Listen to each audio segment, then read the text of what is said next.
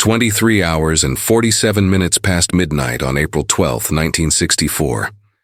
Father Michael Sullivan pours wine into the silver chalice with hands that do not tremble. For the first time in 34 years of priesthood, his hands are steady. The decision has been made. $18,000 from the Colombo family to place strychnine in the communion wine that Bumpy Johnson will drink tomorrow morning at 6 o'clock. The bottle sits on his desk in the rectory office, Venetian blinds casting prison bar shadows across the label. Chateau Margaux, 1952, donated by a parishioner 3 Christmases ago, reserved for special masses. Tomorrow's mass will be special indeed. Father Sullivan uncorks the bottle with the precision of a man who has performed this ritual 10,000 times. But tonight the familiar pop of cork leaving glass sounds like a gunshot in the silence. He measures the strychnine from a vial so small it could hide in his palm. White crystalline powder that dissolves clear in red wine, tasteless when properly diluted, fatal within minutes when the dose is correct. Vincent Gigante assured him the dose was correct. Vincent Gigante had people who knew about such things. The powder spirals down into the wine like snow falling into blood. Father Sullivan swirls the chalice gently, watching the crystals disappear into the deep crimson. 26 swirls. He counts them without knowing why he counts, perhaps because counting keeps the screaming thoughts at bay. His reflection warps in the curved silver surface of the chalice. He does not recognize the man staring back. 34 years ago, he took vows before God. Tonight, he prepares murder in the house of that same God. The mathematics of damnation are simple. One soul for another, his nephew's life for his own salvation. Except there is no salvation in this equation, only the trade of one death for another, one sin so enormous it eclipses every prayer he has ever spoken. But Thomas is 19. Thomas is blood. Thomas made mistakes but does not deserve to lose his fingers, then his hands, then perhaps his life, carved away piece by piece in some East Harlem basement by men who make examples of debtors. $22,000 in gambling debts accumulated across 6 months of poker games in rooms that smell of cigar smoke and desperation. Father Sullivan tried to help, went to the loan sharks himself, begged for time, offered his own meager savings of $600 as good faith payment. They laughed. Not unkindly, but they laughed. $600 against $22,000 is not good faith. It is insult. They gave 2 weeks. The 2 weeks expired 3 days ago. Now they are being generous, they said, giving family time to say goodbye before Thomas starts losing parts of himself. Father Sullivan caps the bottle and places it in the small refrigerator behind his desk, next to the sacramental wine used for daily masses. Tomorrow morning he will use this bottle instead. Bumpy Johnson will kneel before the altar at exactly 6 in the morning, as he has done every Sunday for 19 years without fail. The man is a creature of absolute routine in this one sacred hour. Every other moment of his life is calculated chaos, violence wrapped in elegance. But Sunday mornings he becomes something else, something vulnerable, something that kneels and closes its eyes and opens its mouth to receive the body and blood of Christ. The Colombo family studied this vulnerability for 8 months. They photographed him entering St. Teresa's church. They timed his arrival down to the minute. They understood that Bumpy Johnson, the most dangerous man in Harlem, the man who survived ambushes and gang wars and federal prosecution, could only be touched in the moment when he believed himself safe before God. Father Sullivan thinks about the first time he saw Bumpy Johnson. December 1945, his first Sunday in Harlem, standing before 7 people scattered across 40 empty pews in a church with a ceiling that leaked when it rained and a heating system that worked 3 days out of 7. He was 28 years old, newly ordained, sent to save souls in a parish that no one wanted, in a neighborhood that most of the archdiocese pretended did not exist. St. Teresa's was punishment disguised as opportunity. The previous priest lasted 8 months before requesting transfer. The church owed $4,000 to various creditors, had a congregation that could be counted on 2 hands, and existed in a part of Harlem where white priests were viewed with suspicion bordering on hostility. Father Sullivan preached that first sermon to nearly empty pews. speaking about faith and redemption to people who looked at him like he spoke a foreign language. Bumpy Johnson sat in the last row, wearing a gray suit that probably cost more than the church's monthly collection, listening with an expression that revealed nothing. After 3 months of Sundays, an envelope appeared in the collection plate. No name, no note, just $4,000 in $100 bills wrapped in brown paper. Father Sullivan counted it 3 times, certain he was mistaken, but the mathematics did not change. He knew who left it. Everyone knew who left it. Bumpy Johnson, who ran the numbers game in Harlem, who controlled the flow of heroin through streets that the police pretended to patrol, who maintained order in a world that existed parallel to the law, had paid the church's entire debt without asking for anything in return. Father Sullivan used the money to fix the ceiling. Bumpy never mentioned it, never asked for recognition, never leveraged the gift into favor. He simply continued to appear every Sunday at 6 in the morning, kneeling in the same pew, praying with a concentration that seemed to empty him of everything except devotion. 19 years of Sundays. 19 years of watching Bumpy Johnson transform from the man who walked Harlem streets with death in his pocket to the man who knelt before the altar with his eyes closed and his hands folded. Father Sullivan learned to recognize the difference. Outside the church, Bumpy was calculation and consequence. Inside, he was something else. Something seeking, though the priest could never determine exactly what Bumpy sought in those early morning prayers. Forgiveness, perhaps. Peace, possibly. Or maybe just an hour where the weight of being Bumpy Johnson could be set down and forgotten. The priest has watched congregants come and go across 19 years. Young mothers who became grandmothers. Children who grew into adults and brought their own children. He has married couples and buried the elderly and baptized the newborn. St. Teresa's became less empty as the years passed, filling with people who found something worth seeking in the worn pews and the repaired ceiling. Through all of it, Bumpy Johnson remained the constant. 6 in the morning, every Sunday, kneeling in his designated spot, receiving communion with a reverence that seemed to contradict everything Father Sullivan knew about the man's life outside these walls. That reverence will kill him tomorrow morning. Father Sullivan closes his eyes and attempts to pray, but the words will not come. He has been trying to pray for 6 days, since the moment Vincent Gigante appeared in the confessional booth after Saturday Mass, speaking through the wooden lattice that separates penitent from priest. Except Vincent was not there to confess. He was there to offer a transaction. "I know about your nephew, Father. $22,000 is a lot of money for a man of God, but not for me." The voice came calm and measured, businessman discussing business, nothing personal, just numbers and solutions. "We can resolve Thomas's problem and give you $18,000 extra. All you need to do is switch one bottle." Father Sullivan wanted to refuse immediately, wanted to stand and walk away and report the conversation to authorities, though which authorities would matter when the Colombo family controlled half of what happened in New York's underworld remained unclear. But he did not refuse, did not stand, did not walk away. He sat frozen in the confessional while Vincent Gigante explained exactly how strychnine dissolves in red wine, how Bumpy Johnson's routine made him vulnerable, how a man of 59 years who lived the life Bumpy lived could easily suffer a fatal heart attack while kneeling in prayer. No one would question it. The coroner was reasonable. The police were understanding.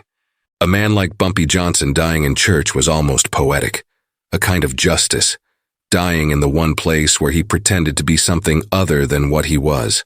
"You are not killing a man, Father," Vincent said through the lattice, voice gentle, almost consoling. "You are saving your blood, your nephew, your family. God understands the choices we make to protect family. He made the same choice himself, sacrificed his own son. You are just being asked to sacrifice someone else's son, someone who has caused pain and suffering to hundreds of people across his life. Maybe this is God working through you. Maybe this is how providence operates. You pray for a way to save Thomas, and God provides one. Who are you to refuse divine intervention? A quick pause to ask for your support in our work. If you enjoy the incredible stories of Bumpy Johnson like we do, subscribe to our channel. The theological manipulation was sophisticated. Vincent Gigante understood how to weaponize faith. Father Sullivan sat in darkness on the penitent's side of the confessional, listening to his own damnation being framed as salvation, and he could not find the moral strength to refuse. Thomas was his brother's only child. Thomas was 19 years old. Thomas made terrible choices but deserved the chance to learn from them, to grow beyond them, to become something other than a cautionary tale told in Harlem's gambling dens. The loan sharks would not just kill Thomas. They would make it slow. They would make it instructive. They would make it visible because debt unpaid required public consequence, or else the entire system collapsed. Father Sullivan had seen what happened to people who could not pay. He had performed last rites over bodies that came back broken, piece by piece, lesson by lesson. So he agreed. Hated himself for agreeing, but agreed. Took the vial of strychnine that Vincent passed through the confessional lattice. Listened to instructions delivered in the same calm tone Vincent probably used to order dinner. Mix it Saturday night. Use the wine intended for Sunday Mass. Bumpy arrives at 6, receives communion at 6:12, kneels to pray, and within 5 minutes the strychnine reaches his heart. Cardiac arrest, fast and final. The priest calls emergency services, performs last rites while Bumpy dies on the church floor. Tragic, but these things happen. Violent lives end violently sometimes, even in churches, especially in churches. Maybe that is the point. Maybe God calls his wandering children home when they are closest to him. Father Sullivan took the vial and went home and vomited for an hour. But he did not throw the vial away, did not confess to anyone what he had agreed to do, did not seek counsel or guidance or intervention. He kept the vial in his pocket for 3 days, feeling its weight every moment. This tiny container of death that would solve everything or damn everything depending on perspective. On Saturday night, he locked himself in his office and stared at the vial and the wine bottle for 2 hours before his hands stopped shaking enough to open both.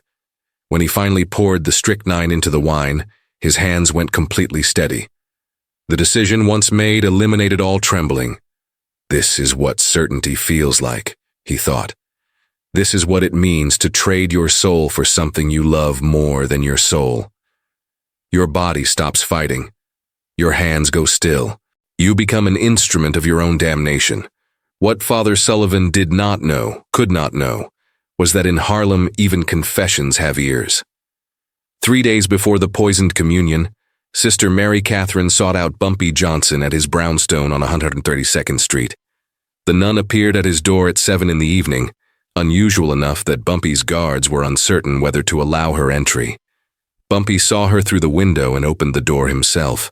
Sister Mary Catherine was 72 years old, had worked at St. Teresa's for 40 years, and had never once asked Bumpy Johnson for anything despite knowing exactly who and what he was. Her presence at his home meant something significant had fractured. Father Sullivan has been agitated this week, she said, standing in Bumpy's foyer, refusing the offer to sit. I heard him crying in his office, speaking about impossible choices and the price of souls. He has not been himself. I do not know what troubles him, but I know that good men sometimes make terrible decisions when they believe there is no other choice. I thought you should know. I thought someone should know. Bumpy thanked her with a donation for the orphanage that Sister Mary Catherine ran in conjunction with the church.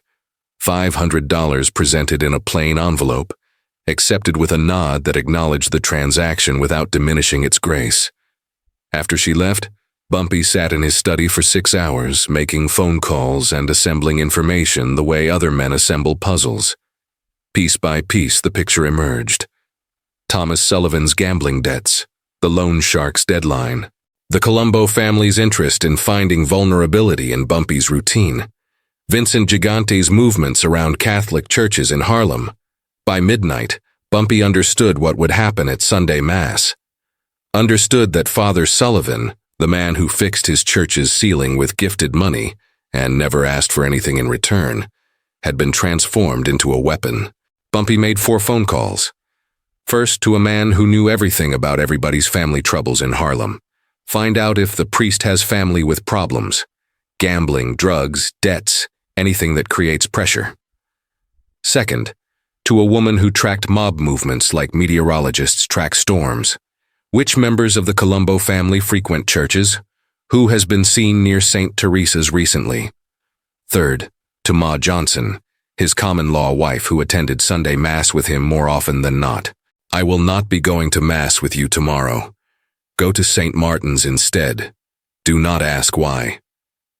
The silence on the other end of the line stretched long enough that Bumpy understood Ma's trust, understood that she was giving him the gift of not asking questions when questions would only create worry. Fourth, to Juno Brown, a man who owed Bumpy favors measured in life debts and unpayable gratitude. I need you to be a priest for 1 hour, Bumpy said. Juno Brown was silent for 30 seconds.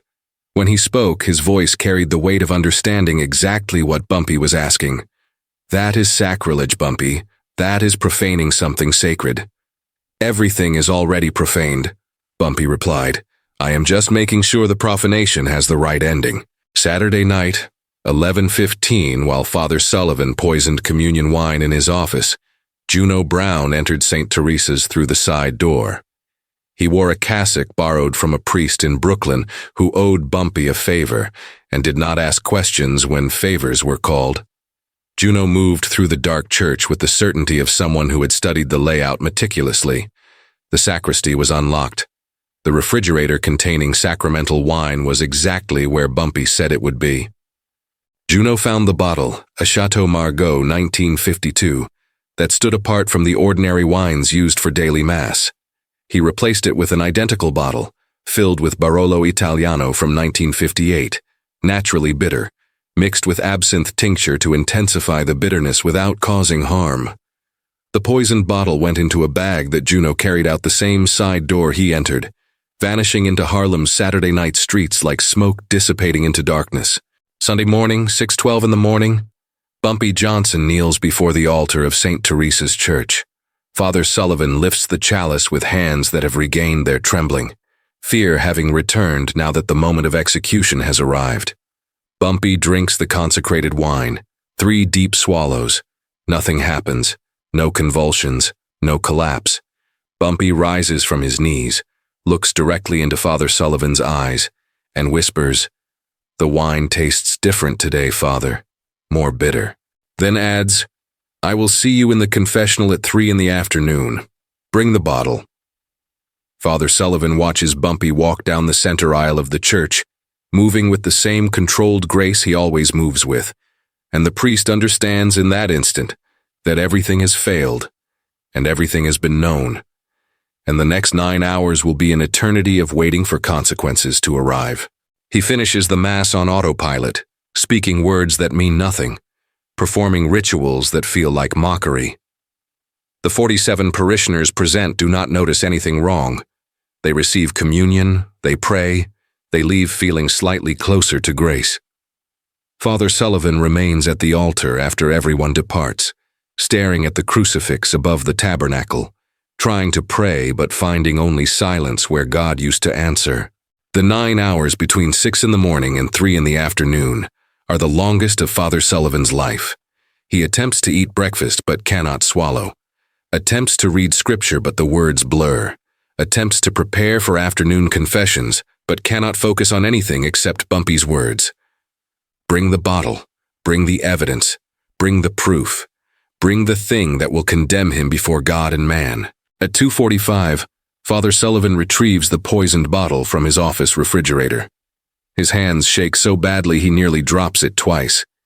He carries it to the confessional booth and sits in the priest's side, the bottle resting on his lap like an infant, waiting for 3 o'clock to arrive and deliver him to whatever judgment Bumpy Johnson has prepared.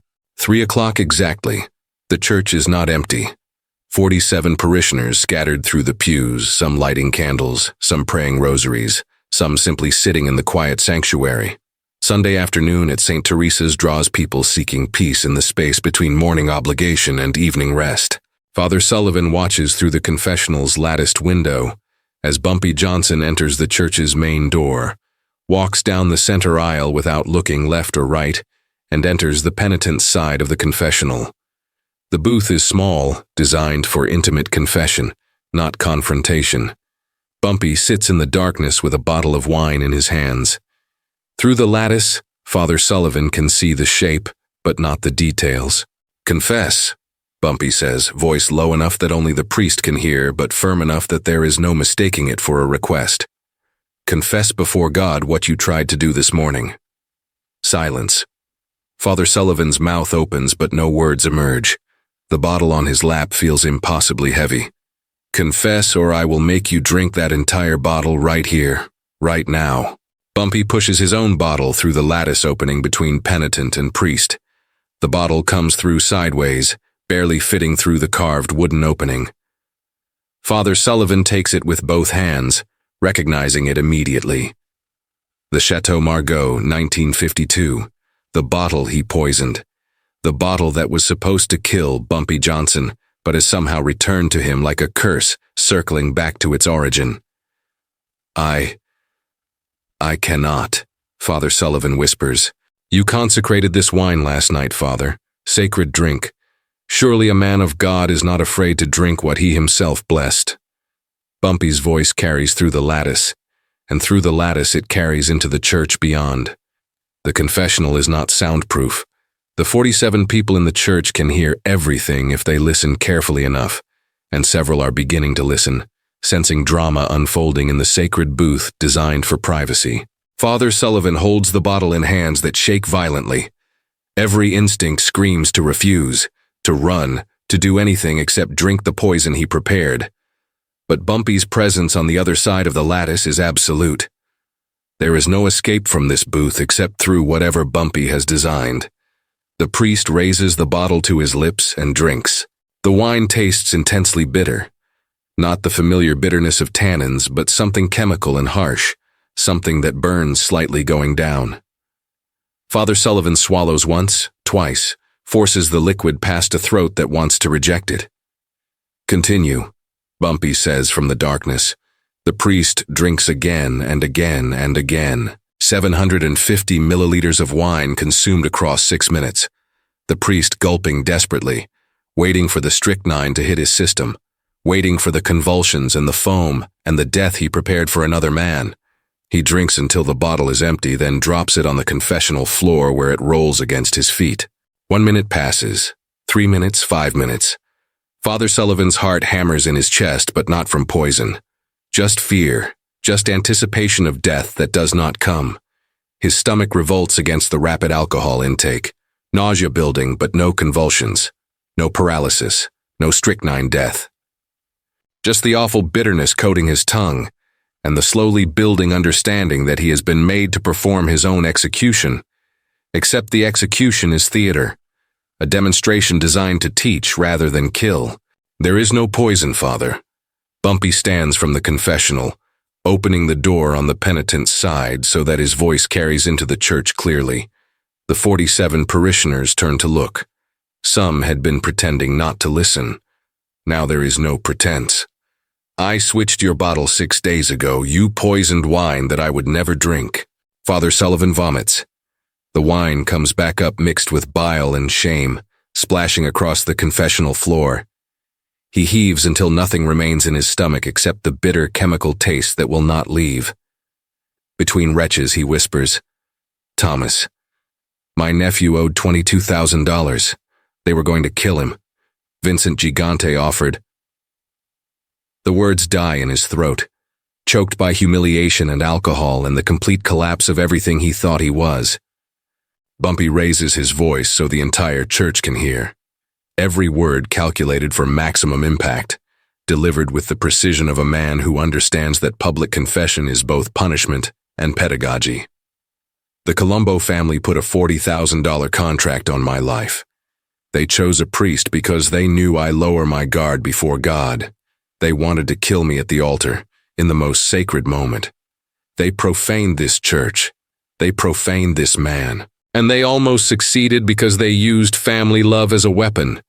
The 47 parishioners watch in horrified silence. Several cross themselves. One woman begins crying quietly. This is witnessing, Bumpy understands. This is how lessons are learned and remembered, not through abstract moralizing, but through concrete demonstration of consequence. You leave Harlem tomorrow at dawn. Bumpy continues, speaking directly to the confessional where Father Sullivan remains collapsed on the floor in his own vomit. You never return. You never wear the cassock again. You do not deserve to represent God anymore. Father Sullivan makes a sound that might be protest or agreement, or simply the noise of a man whose identity is being dismantled piece by piece. Bumpy continues speaking, and what he says next makes the priest sob harder. But Thomas Sullivan will have his debt paid. $22,000, cleared by tomorrow noon. He will never know who paid it. And you will live knowing that you sold your soul, and God still had mercy through a sinner. This is the cruelty that exceeds simple death. Bumpy is giving the priest exactly what he wanted, the nephew saved, but transforming the salvation into perpetual condemnation. Thomas lives, the debt disappears, and Father Sullivan spends the rest of his life knowing that he attempted murder to achieve what Bumpy Johnson provided through compassion. The gift becomes the punishment. The mercy becomes the torture. Every day that Thomas lives is another day that Father Sullivan must confront his own moral failure. The priest does not respond, cannot respond. He remains in the confessional while Bumpy walks out of the church. The 47 parishioners watch Bumpy leave, watch the priest emerge 10 minutes later, looking like he has aged 20 years in the space of an afternoon. Some of them will talk, some of them will keep what they witnessed private, but all of them will remember. Will remember that even a man like Bumpy Johnson has lines that should not be crossed. Will remember that profaning sacred space invites consequences that exceed ordinary violence. Will remember that mercy can cut deeper than any knife.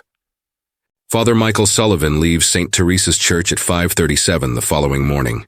He packs one suitcase, leaves a letter of resignation on his desk, and walks out of Harlem while the sun rises. 47 parishioners become witnesses again, watching from windows and stoops as the priest departs. Some cry, some watch in silence. None try to stop him. By noon, Thomas Sullivan receives notification that his gambling debt has been paid in full. Records expunged, no questions asked. The loan sharks who threatened his fingers and hands and life simply forget he exists. Thomas does not understand why, assumes perhaps his uncle intervened somehow, or maybe one of his uncle's connections found sympathy. He never learns that his uncle attempted murder to save him, never learns that his life was purchased with another man's soul. Thomas Sullivan marries 3 years later, has children, builds a modest life as an accountant in Queens, far from the gambling dens where he accumulated his debts. He dies at 73, surrounded by grandchildren, never knowing that his uncle's love almost killed a man. Michael Sullivan moves to Montana under a false name, becomes a librarian in a town small enough that no one asks about his past, works quietly for 31 years before dying of natural causes at 79.